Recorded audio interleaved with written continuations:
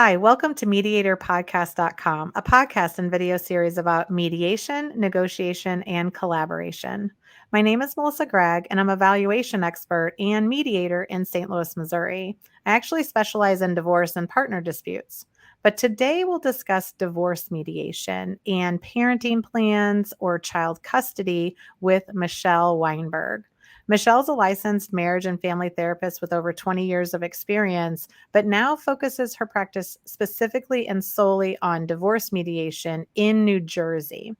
In 2011, she co-founded Westfield Mediation with an attorney, Randy Albert, and she's also a member of the New Jersey Association of Professional Mediators and volunteers at several organizations in her spare time.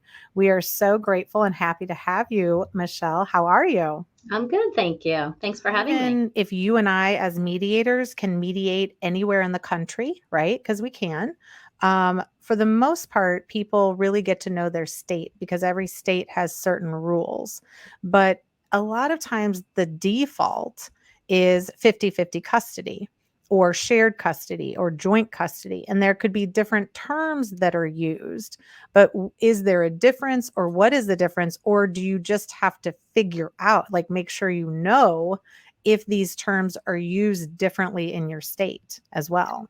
Right. So in mediation, we sort of don't rely on terms. We just look at the facts and say, okay, you can call it whatever you want, but where are your kids going to be spending your time, and what quality time are they spending with you? So if they have one extra day with one parent every week, and it's not exactly 50-50 custody, it's still shared parenting, and you're still getting very good quality time with the children. So that's what really matters. And we try and steer away from, counting out the minutes and the hours of what you're doing with your kids, and stick to the concepts of, what's in the best interest of the child, what's realistic, what's your commute like. We're a suburb of New York, so it could be very long some days when, mass transit, or there's an accident on the turnpike, or whatever it could be. So we try to look at quality of time, not just minutes of time as well. And we try to steer away of the mindset of it has to be 50-50, it has to be shared, it has to be right joint, whatever the concepts are, and just try to get to the reality of what makes sense for your situation.